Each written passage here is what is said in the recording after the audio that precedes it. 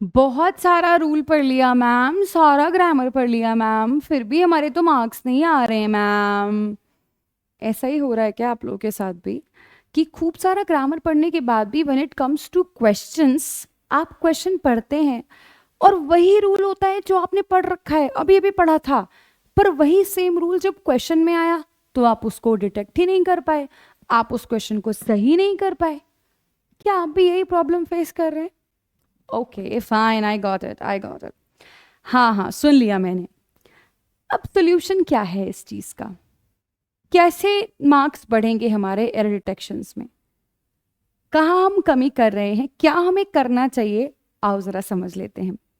When it comes to error detections, आप ये समझ कर चलिएगा कि एरर डिटेक्शंस में जब हम ग्रामर पढ़ते हैं, मतलब एरर डिटेक्शन के क्वेश्चंस को सॉल्व करने के लिए जब हम ग्रामर पढ़ते होते हैं, तो हमें एक बार बढ़िया तरीके से, खूब अच्छे तरीके से पूरा सिलेबस पढ़ना चाहिए।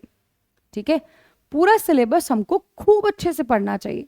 एक एक डाउट जो भी आ रहा है आपको तुरंत अपनी टीचर के साथ डिस्कस करो, दोस्तों के साथ डिस्कस करो, ताकि वो प्रॉब्लम आपकी वहीं के वहीं सॉल्व हो जाए। और एक बार जब आपने पूरा सिलेबस पढ़ लिया हो तो हाईली रिकमेंडेड होता है कि आप अपने प्रीवियस ईयर क्वेश्चंस प्रैक्टिस करें, सो दैट आपको एग्जामिनर का पॉइंट ऑफ व्यू समझ में आ जाए, वो थॉट समझ में आ जाए, जिसके बेसिस पर हमसे किसी पर्टिकुलर टॉपिक से क्वेश्चंस पूछे जाते हैं। ठीक है, तो सबसे पहले सिलेबस पूरा करना है, उसके बाद प्रीवियस ईयर क्वेश्चंस करने हैं, और साथ साथ या बाद में जैसे आपको सही लगे आप लोग टॉपिक वाइज क्वेश्चंस भी करेंगे। ठीक है, आप सभी को टॉपिक वाइज प्रैक्टिस भी करनी है। समझ आ गई बात? अब इतना सब कुछ करने के बाद भी ऐसा होगा कि एरर डिटेक्शंस में प्रॉब्लम्स आएंगी। ठीक है, आपको करना क्या है? आपको सबसे पहली चीज तो डेली प्रैक्टिस करनी है। एक बार जब आपका सिलेबस पूरा हो गया, आपने प्रीवियस ईयर क्वेश्चंस भी कर लिए और आपने टॉपिक वाइज क्वेश्चंस भी प्रैक्टिस कर लिए, अब उसके बाद भी जब आप क्विज़ेस वगैरह में मान लीजिए एरर डिटेक्शन कर रहे हैं तो आपका सही नहीं हो पा रहा है, ये प्रॉब्लम बहुत सारे बच्चों की है। इसको कैसे सुधारना है? सबसे पहले तो आपको क्या काम करना है? रेगुलर बेसिस पर प्रैक्टिस में बने रहना है। ऐसा नहीं होना चाहिए कि नाउन अगर आपने पिछले महीने पढ़ लिया था जून के या जुलाई के महीने में, तो उसके बाद से आज तक आपने नाउन उठा के ही नहीं देखा है। When I'm saying उठा के नहीं देखा, I don't want you to revise all those rules. I simply want कि आप एक बार फिर से नाउन के क्वेश्चंस को प्रैक्टिस करें, ताकि वो जो कॉन्सेप्ट्स हैं जो आपको नाउन में सिखाए गए हैं वो एक बार रिफ्रेश हो जाएं, रिवाइज हो जाएं। ऐसे ही टॉपिक वाइज क्वेश्चंस को आप बार बार प्रैक्टिस करते चलो। आप किसी भी क्विज में जब प्रैक्टिस कर रहे हैं, क्वेश्चंस प्रैक्टिस कर रहे हैं, जहां पर भी आप गलती कर रहे हैं, आप उन गलतियों को नोट डाउन करो और देखो कि कौन से टॉपिक में आप सबसे ज्यादा कमी कर रहे हो। जहां तक मैं समझ पा रही हूं, आपको ये वाले टॉपिक्स मिलेंगे। कौन कौन से भला? आप टेंस में गड़बड़ कर सकते हैं, आप वर्ब में गड़बड़ कर सकते हैं। When I am saying verb, I am also saying subject verb agreement. ठीक है, आप प्रपोजिशन के क्वेश्चंस में गड़बड़ करेंगे। ठीक है, ये वो टॉपिक्स हैं जहां पर आप सबसे ज्यादा गड़बड़ी कर रहे होंगे।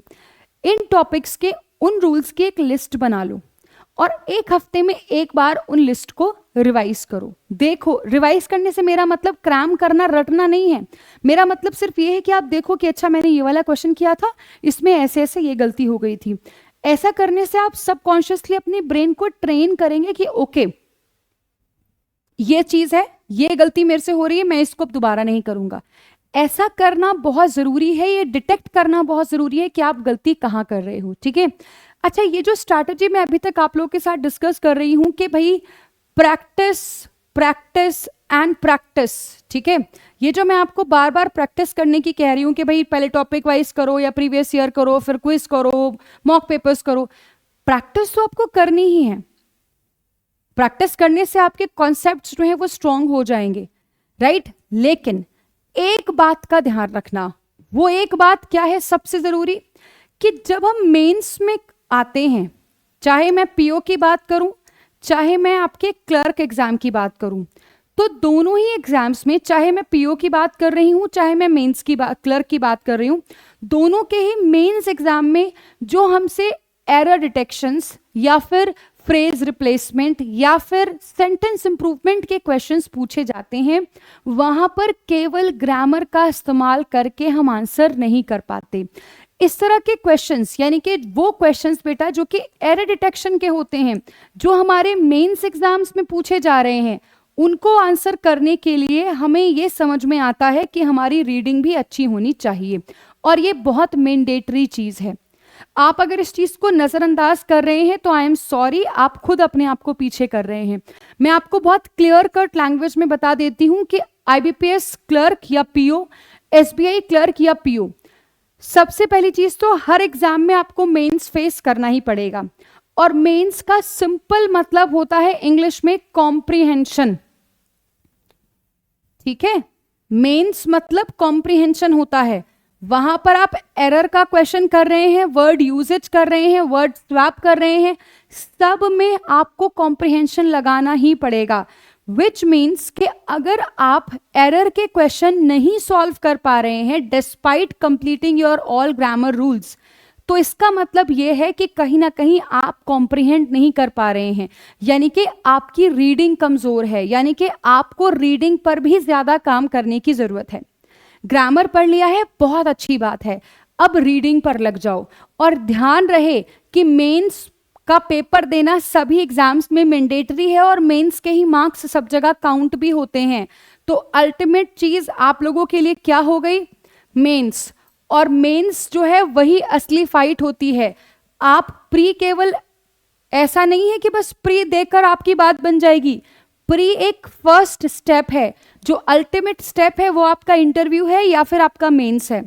और जहां तक पहुंचने के लिए, और जहां पहुंचने के लिए नहीं, जिसमें अच्छा करने के लिए आपकी रीडिंग बहुत अच्छी होनी चाहिए। और ये रीडिंग आपकी सब जगह काम आएगी, सारे सब्जेक्ट्स में आपके काम आएगी। सो अल्टीमेटली आपको बस दो चीजों पर फोकस्ड रहना है। एक तो आपको रीडिंग करनी है, न्यूज़पेपर पढ़ो, द हिंदू का एडिटोरियल पढ़ो, ठीक है।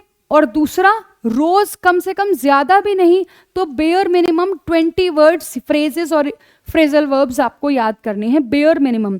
और ये दोनों चीजें बेटा मैं डेली के पर्सपेक्टिव से बोल रही हूं, ठीक है। ये दोनों चीजें मैं डेली के पर्सपेक्टिव से बोल रही हूं। आई होप यू अंडरस्टैंड दैट। ये आपको डेली करना है।